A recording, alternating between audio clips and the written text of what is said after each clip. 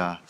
축구협회에서 그동안 여러 가지 국민의 상식과는 동떨어진 결정들을 해왔는데 이런 부분들이 우리 회장님의 독단적인 결정보다는 축구협회나 그 주변을 둘러싼 그 강력한 카르텔 그룹들이 전혀 축구팬이나 국민들의 정서와 동떨어진 결정들을 하고 있다, 이런 이야기들을 많이 합니다. 2023년 승부 조작 그런 그 비행자를 포함한 100명을 기소 사면 이렇게 결정한 거라든지, 크리스만 감독 스님, 또 작년에 또 홍명보 감독 스님, 이런 것들이 정말 도저히 이해하려고 하더라도 국민의 상식선에서 이해가 안 되거든요.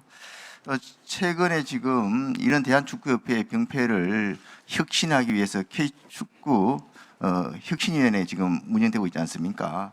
그런데 벌써부터 지금 결과물이 나오기도 전에 좀 딴지를 거는 이야기들이 나오고 있습니다. 서강일 전국축구협회 회장 같은 경우에는 지금 박지성, 이영표가 뭘 안다고 혁신위원회를 하나, 이 인생을 얼마나 살았고 법을 얼마나 알고, 또 정몽규 회장님을 향해서는 13년 천하라고 하는데 나는 13년 희생이라고 생각한다.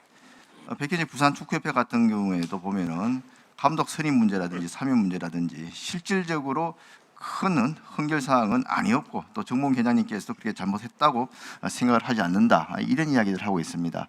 장관님, 이런 이야기에 동의하십니까? 네, 전혀 동의하지 않습니다. 정몽 회장님 뭐 직접적으로 본인과 관련된 이야기라서 그렇습니다만 동의하십니까? 이분들의 주장에 대해서. 뭐 어떤 맥락에서 말씀해 주신지 잘 모르겠습니다. 유승민 회장님 지금 혁신위원회 TF를 맡고 박진영 선수와 같이 맡고 계시는데 이런 분들의 주장에 대해서 지금 동의하십니까? 저는 동의할 수 없습니다. 전혀 우리 축구 팬들이나 국민들 입장에서 봤을 때도 동의할 수 없는 그런 동떨어진 이야기들을 하고 있습니다. 그런데 지금 정몽규 회장님 사퇴를 하셨고, 또 혁신위원회가 이렇게 혁신을 만든다 하더라도 이런 분들이 여전히 축구협회에서 요직을 차지하면서 카르텔 형성해서 이게 저항할 경우에 과연 축구협회가 제대로 혁신이 되겠는지, 이런 의문을 가지지 않을 수 없습니다. 이분들이 보면은 부산의 백 회장 같은 경우는 벌써 6연임입니다. 그리고 양 5연임 하신 분도 있고, 인천의 정태종 회장 3연임, 굉장히 연임들 많이 하셨고, 특히 보면은 많은 분들이 17개 시도 축구 회장들 중에서 6분 정도, 거의 절반 정도, 3분의 1이 넘습니다만은 이분들이 보면은 현대하고 직간접적으로 다 이렇게 연결이 되어 있습니다.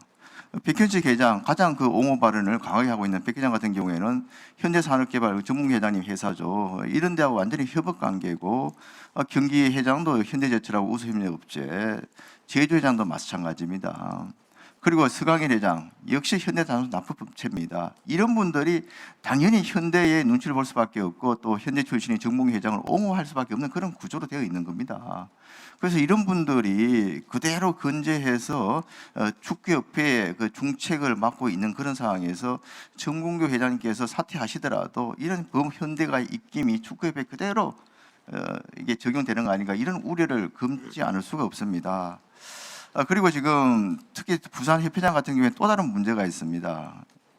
지금 백현식 회장 같은 경우 21대 대통령 선거 때 민주당 부산시당 선거대책위원회 공동위원장을 했습니다. 이 피파 윤리규정 15조에 우리 주요 임원들, 이런 분들은 반드시 정치적 중립을 지키도록 되어 있고, 대한축구협회 정관 3조에도 정치적 중립을 지키도록 되어 있습니다. 이렇게 축구협회 회장이 이런 중립 규정을 위반하고 선대위원장, 특정 전략 선대위원장을 만든 것이 이게 과연 할 수 있는 일이다, 이렇게 정몽규 회장님 생각하셨습니까? 몰랐습니까? 이때 백 회장이 선대본부장 맡은 거 몰랐습니까?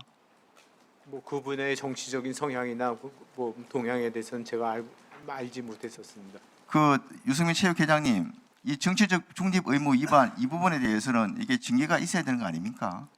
예, 면밀히 지금까지 인지를 못했었는데 면밀히 검토해 보도록 하겠습니다. 우리 장관님도 마찬가지입니다. 물론 체육회 차원에서 조사를 해가지고 정관 규정 위반이 있으면 문책을 해야 되겠습니다만은 문체부 차원에서도 명백한 정관 위반 사항이 있으면 이 부분에 대한 책임을 물어야 된다고 생각을 합니다. 앞서 말씀드린 것처럼 가장 중요한 것은 이 대한축구협회의 혁신위의 그런 여러 가지 제안들이 실행이 되기 위해서는 이러한 카르텔을 어떻게 혁파할 것인가, 시도체육회장 선거까지도 또 그런 분들이 부당한 카르텔을 형성해서 압력을 해서 혁신에 저항.